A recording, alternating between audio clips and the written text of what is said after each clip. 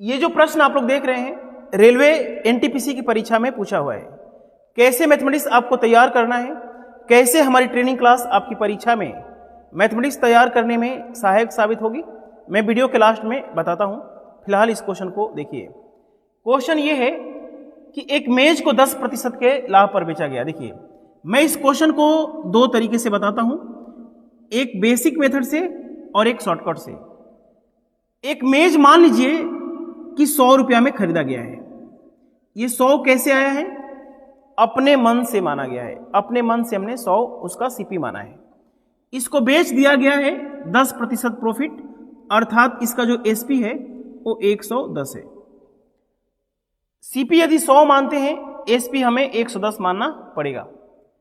यदि क्रय मूल्य 5% कम होता, यदि मान लीजिए कि क्रय मूल्य 5% कम अर्थात 95 होता और इसको बेचते 20% प्रॉफिट पर, यदि हम इसको 20% प्रॉफिट पर बेचते तो जो भी विक्रय मूल्य आएगा ना, जो भी विक्रय मूल्य आएगा, पहले विक्रय मूल्य से 7 रुपया ज्यादा आना चाहिए।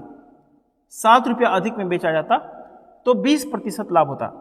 इसका 20% होता है 19 और 19 जोड़ेंगे तो 114 रुपया होगा।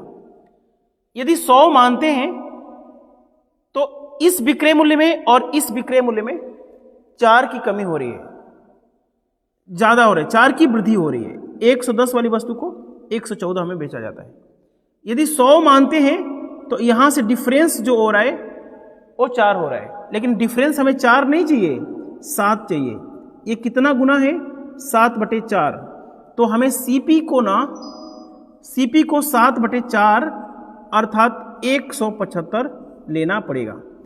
यहां पे 175 भरिएगा और पूरा जैसे हमने किया है वहां पे करके देखिएगा, यहां से डिफरेंस हमारा 7 का आ जाएगा।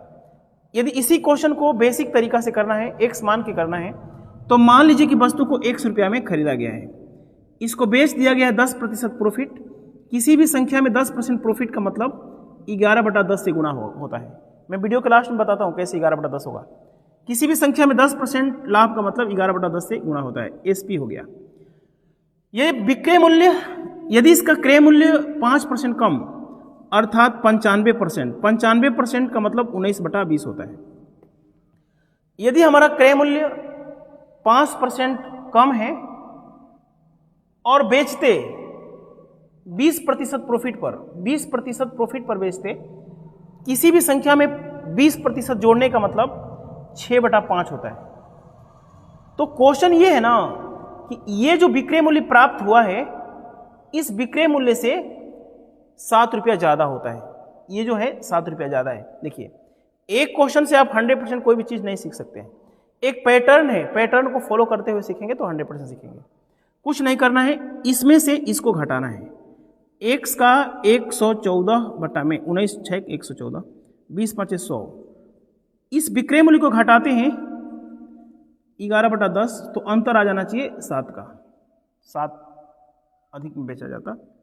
एलसीएम हो जाएगा 100 मानते हैं। x का 114 माइनस 110 हो जाएगा, x हो जाएगा। 14 में से 110 जाएगा, 4x/100 बराबर 7। तो x बराबर निकाल के देखिएगा, 7 × 100 बटे में 4, 175। जो वस्तु का सीपी है वो हमारा 175 है। मेरे देश के युवा साथियों, ये क्वेश्चन आपको समझ में आए चाहे ना आए, उसे मेरा कोई लेना देना नहीं है। लेकिन जैसे मैं बता रहा हूं, यदि ऐसे मैथमेटिक्स पढ़ेंगे तो पूरे भारत में सबसे अच्छा पढ़ेंगे। सबसे पहले funny concept classes YouTube channel के प्लेलिस्ट में जाइए या यूट्यूब पे सर्च कीजिए मैथ 2050। शुरू की 20-25 क्लास हमारी बेसिक ट्रेनिंग क्लास है।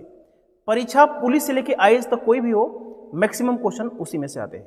ये जो एनटीपीसी परीक्षा में ये प्रश्न पूछा गया है, ये आज ही मैंने नहीं कराया, ये आज से 10 साल पहले से मैं करवाता आ रहा हूं ट्रेनिंग क्लास में। जाइए प्लेलिस्ट में देखिए, ट्रेनिंग क्लास 5वें टाइप की दूसरी क्लास में 18 मिनट पे मैं ऐसा क्वेश्चन कराया हूं या नहीं कराया हूं, जाके आप लोग खुद ही देख लीजिए। Funny concept classes app download कर लीजिए। मैथमेटिक्स और रीजनिंग दोनों पढ़िए मात्र 333 रुपये में। धन्यवाद, bye bye, take care, good night.